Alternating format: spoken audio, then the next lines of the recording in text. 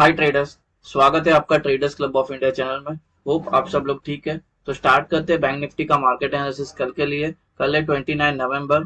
तो कल का हम मार्केट एनालिसिस करते हैं और हमारा मेन इंट्राडे सेटअप डिस्कस करते हैं, और अगर किसी को प्राइस एक्शन बेस्ड ट्रेड करना है तो वो भी अपने लेवल मार्क कर सकते हैं। उससे पहले हम बैंक निफ्टी के आज की मार्केट मूव देखें तो नेगेटिव में हमें 394 पॉइंट की नेगेटिव हमें क्लोजिंग मिली है।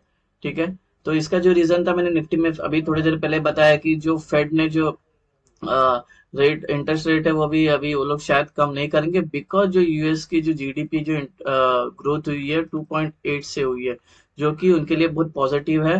क्योंकि और बाकी देशों के लिए नेगेटिव हुआ है, बिकॉज ये अभी फेड रेट अपना जो इंटरेस्ट रेट है वो बैंकों के लिए कम नहीं करेंगे, तो उसका नेगेटिव इम्पैक्ट है। और आज निफ्टी की मंथली एक्सपायरी थे तो उसका भी थोड़ा ये इम्पैक्ट है। प्राइस एक्शन की बात करें तो एक ट्रेंड लाइन है हमारी, ये 15 मिनट टाइम फ्रेम है ये, और ये हमारा प्राइस यहीं पे काफी टाइम से फंसा है। आज इसको ब्रेक करने का ट्राई किया और ये सब बायर्स को पूरा ट्रैप करके वापस नीचे आ गए मार्केट, और जहां पे क्लोज की थी वहीं पे आके हुई, यानी कि अभी पिछले 25 तारीख से लेके अभी तक आज कितना 28 ये इसी के अंदर फंसी है, अच्छी खासी कंसोलिडेट की है।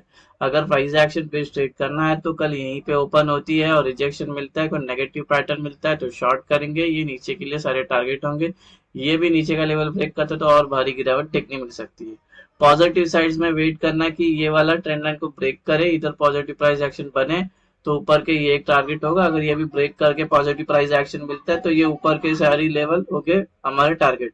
हमारा मेन सेटअप डिस्कस करते हैं। ये 5 मिनट टाइम फ्रेम है। सेटअप डिस्कस करने से पहले आपसे रिक्वेस्ट करता हूँ, अगर आप चैनल पे नए हो तो प्लीज चैनल को सब्सक्राइब करना और बेल आइकन को हिट करना, जिससे मेरी सारी वीडियोस की नोटिफिकेशन आपको समय पे मिलते रहे।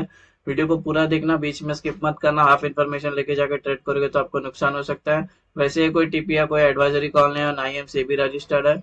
ये एजुकेशन पर्पज के लिए वीडियो, तो एजुकेशन पर्पज के हिसाब से देखना है इसको। अगर ये सेटअप आपको पसंद आता है तो पहले इसको बैक टेस्ट करना, उसके बाद अपने ट्रेडिंग वेयर में इसको अपने रिस्क पे इसको यूज करने लेना। और इस सेटअप से रिलेटेड और भी कुछ डाउट आता है तो अलग से एक वीडियो भी बनाया इसके ऊपर मैंने, जिसका नाम है ब्रह्मास्त्र स्ट्रेटेजी। आपके उसमें सारे डाउट क्लियर हो जाएंगे, उसका लिंक आपको डिस्क्रिप्शन में मिल जाएगा, तो वीडियो एक बार जरूर देख लेना। गाइज ये कल का हमारा न्यूट्रल पॉइंट है और नॉन ट्रेडिंग जोन है। इसकी रेंज जो है ये बॉक्स की मैंने यहाँ पे मेंशन किया है, और ये ऑफकोर्स आज नेगेटिव में क्लोज मिली है तो डिसेंडिंग वाइड रेंज है। अभी रेजिस्टेंस लेवल मार्क करते हैं। ये रेजिस्टेंस 1 नॉन ट्रेडिंग जोन, ये उसकी रेंज है। रेजिस्टेंस 2 नॉन ट्रेडिंग जोन, ये उसकी रेंज है। रेजिस्टेंस 2 के अंदर प्रीवियस डे हाई इंक्लूड है। रेजिस्टेंस 3 नॉन ट्रेडिंग जोन और ये रेंज है। रेजिस्टेंस 4 नॉन ट्रेडिंग जोन, ये उसकी रेंज है। 5 नॉन ट्रेडिंग जोन रेंज, ये 6 नॉन ट्रेडिंग जोन, ये उसकी रेंज है। सपोर्ट लेवल मार्क करते हैं। सपोर्ट 1 नॉन ट्रेडिंग जोन, ये उसकी रेंज है। सपोर्ट 1 के अंदर प्रीवियस डे लो इंक्लूड है। सपोर्ट 2 नॉन ट्रेडिंग जोन, ये रेंज है। सपोर्ट 3 नॉन ट्रेडिंग जोन, ये उसकी रेंज है। 4 नॉन ट्रेडिंग जोन, ये उसकी रेंज है। 5 नॉन ट्रेडिंग जोन, ये उसकी रेंज है। 6 नॉन ट्रेडिंग जोन, ये उसकी रेंज है। कि हमारी एंट्री और एग्जिट होगी जब नॉन ट्रेडिंग जोन बन जाता है तो अपर साइड में ग्रीन एरोज मार्क करना और लोअर साइड में रेड एरोज मार्क करना, जिससे आपको एंट्री और एग्जिट आसानी समझ में आए। ग्रीन का मतलब बाय करना है, लॉन्ग होना है। रेड का मतलब हमें सेल करना है, शॉर्ट करना है। मुझे सुनना, इस सेटअप के दो इंपॉर्टेंट रूल है वो मैं अभी एक्सप्लेन करने जा रहा हूँ, और याद रखना निफ्टी में भी यही आपको अप्लाई करना, तो ध्यान से सुनना, इसके बिना हम ट्रेड में एंटर हो नहीं सकते। तो जो रूल नंबर 1 है, प्राइस को पहले नॉन ट्रेडिंग जोन में होना चाहिए। आप नॉन ट्रेडिंग जोन के एनटीजी का शॉर्ट फॉर्म है, फुल फॉर्म है नॉन ट्रेडिंग जोन, ठीक है। तो एनटीसी के अंदर होना चाहिए, तो इधर आ जाएगा प्राइस, अज्यूम करते हैं कि इधर है तो ये R1 हो गई। Rule number 2, price non trading zone में आने के बाद उसको उसके अंदर 15 मिनट सस्टेन करनी चाहिए। तो ये रूल नंबर 1 के इसके अंदर होना चाहिए, इसी के अंदर सस्टेन करती है 15 मिनट या 15 मिनट के ऊपर कितने घंटे भी, फिर ये रूल नंबर 2 हमारा मेट हो जाएगा। फिर ये जिस साइड का ब्रेकआउट करेगा उस साइड का हमारा ट्रेड बनता है। और जब ये दोनों भी ये हो जाता है, रूल मेट हो जाता है, किसी भी साइड में ब्रेकआउट आता है, तो जब एंट्रीज की बारी आती है तो दो एंट्रीज है, एक सेफ एंट्री और एग्रेसिव एंट्री है। इसके बारे में कैसे यूज करना है आगे डिस्कस करते हैं। याद रखना इसके बिना हम ट्रेड में एंटर नहीं हो सकते।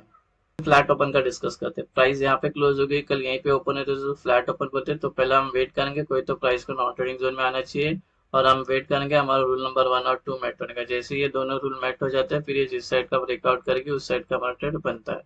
गैप अप डिस्कस करते हैं। प्राइस यहाँ पर है, अगर गैप अप यहाँ पे ओपन होती है तो टेक्निकली नॉन ट्रेडिंग जोन में ओपन हो जाएगी, जो रूल नंबर 1 है इसी के अंदर सस्टेन करती है, और रूल नंबर 2 भी मेट होती है, फिर जिस साइड का ब्रेकआउट करेगी उस साइड का ट्रेड बनता है। अगर ये यहाँ पे गैप अप होती है और तुरंत गिरना स्टार्ट करती है या और ऊपर जाती है, यहाँ पे अपने आप को ये सस्टेन नहीं कर पाती, तो ऐसे में हम ट्रेड नहीं करेंगे जब तक प्राइस नॉन ट्रेडिंग जोन में कंसोलिडेट नहीं होती है। तो ये गैप अप होती है, अज्यूम करते हैं, और ये सपोज गिरना स्टार्ट करती है, यहाँ पे भी ये सस्टेन नहीं कर पाती है, बड़ी बड़ी कैंडल बनकर नीचे आती है, यहाँ पे आके कंसोलिडेट करती है और यहाँ पे हमारा रूल नंबर 1 और 2 मेट होता है। फिर जिस साइड का ब्रेकआउट करेगी उस साइड का ट्रेड बनता है। गैप अप अगर नॉन ट्रेडिंग जोन के बीच में ओपन हो रहा है तो वेट करेंगे पहला प्राइस को नॉन ट्रेडिंग जोन में आने का, और वेट करेंगे हम यहाँ पे सस्टेन होने का। यहाँ पे हमारा रूल नंबर 1 और 2 मेट हो जाता है। फिर ये जिस साइड का ब्रेकआउट करेगी उस साइड का हमारा ट्रेड बनता है। डाउन डिस्कस करते हैं। प्राइस यहाँ पर है, अगर कल गैप डाउन यहाँ पे होती है ओपन तो ये रूल नंबर 1 है, इसके तो हो जाएगा सस्टेन होगी तो रूल नंबर 2 भी मेट हो जाएगा। जिस साइड का ब्रेकआउट करेगा उस साइड का मार्केट बनते हैं। अगर ये गैप डाउन होती है तुरंत ऊपर आने लगती है या और नीचे गिरती है तो ऐसे में हम ट्रेड नहीं लेंगे जब तक प्राइस नॉन ट्रेडिंग जोन में कंसोलिडेट नहीं करती। जैसे अभी थोड़ी देर पहले गैप अप में समझाया है, सेम यहाँ पे गैप डाउन में भी करना है। तो गैप डाउन हुई और सपोज ये ऊपर जाती है, यहाँ पे रुक नहीं पाती है, डायरेक्ट और ऊपर जाती है और इस नॉन ट्रेडिंग जोन में आके आती है और यहाँ पे सस्टेन करती है, रेजिस्टेंस मिलता है इसको, और यहाँ पे रूल नंबर 1 और 2 मेट होता है। फिर ये जिस साइड का ब्रेकआउट करेगी उस साइड का ट्रेड बनता है। Gap down non trading zone के बीच में ओपन हो रहा है तो वेट करेंगे पहला प्राइस को नॉन ट्रेडिंग जोन में आने का, और फिर कोई तो नॉन ट्रेडिंग जोन में जब ये दोनों भी रूल मेट हो जाएगी फिर ये जिस साइड का ब्रेकआउट करेगा उस साइड का मार्केट बनता है। मार्केट कैसे रहना है वो एक्सप्लेन कर रहा हूँ और ये सेम निफ्टी में भी अप्लाई करना है। अज्यूम करते हैं कि प्राइस यहाँ पर है, दोनों भी रूल मेट हो गया, ब्रेकआउट आया, हम इस ट्रेड में एंटर हो गए ऊपर के, तो ये 2 लेवल होंगे टारगेट। अगर ये वाला ऊपर का ट्रेड में एंटर हो गए तो ये 3 लेवल होंगे टारगेट। अगर ये वाला ऊपर का ट्रेड लिया तो इसके ऊपर के लेवल होंगे टारगेट। सेम वे यहाँ पे सस्टेन होके दोनों रूल मेट होके डाउन साइड में ब्रेक डाउन आया, नीचे का ट्रेड लिया तो ये 3 लेवल होंगे टारगेट। अगर ये वाला नीचे का ट्रेड लिया तो ये 2 लेवल होंगे टारगेट। अगर ये नीचे का ट्रेड लिया तो इसके नीचे के लेवल होंगे टारगेट। तो सारे टारगेट आपको ऐसे लेने हैं। ओवाई का डेटा डिस्कस करते हैं और ओवाई का सपोर्ट और रेजिस्टेंस मार्क करते हैं।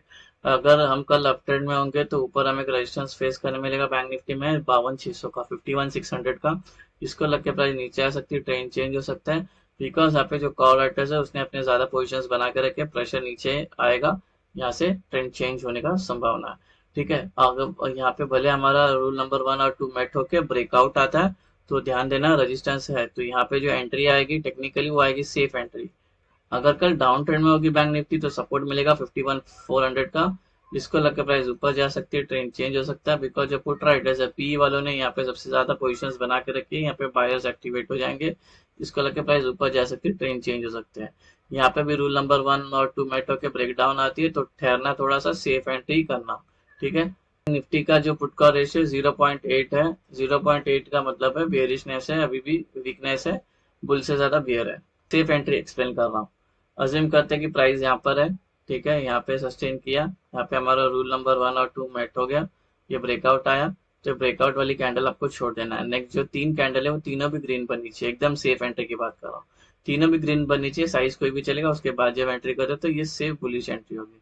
सेम वे यहाँ पे सस्टेन करती है, दोनों रूल मेट होने के बाद ब्रेक डाउन आती है, ब्रेक डाउन वाली कैंडल जोड़ के नेक्स्ट जो 3 कैंडल है ये तीनों भी रेड चाहिए, साइज कोई भी चलेगा, उसके बाद जब एंट्री करेगा तो सिर्फ बेरिश एंट्री होगी। एग्रेसिव मैं एक्सप्लेन करता हूँ आपको।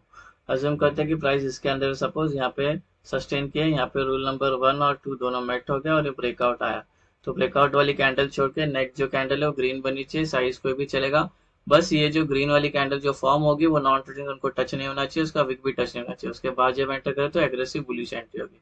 सेम वे दोनों भी रूल मेट होने पर ब्रेक डाउन आता है तो ब्रेक डाउन वाली कैंडल छोड़ के नेक्स्ट जो कैंडल है वो रेड बननी चाहिए, साइज कोई भी चलेगा, बस ये जो रेड कैंडल है नॉन ट्रेडिंग जोन को टच नहीं होना चाहिए, उसका विक भी टच नहीं होना चाहिए, उसके बाद जब एंटर करे तो एग्रेसिव बेरिश एंट्री होगी। सो गाइस ये हमारा कल का बैंक निफ्टी का इंटरडे सेटअप बन गया। होप आपको सेटअप पसंद आया तो वीडियो को लाइक शेयर सब्सक्राइब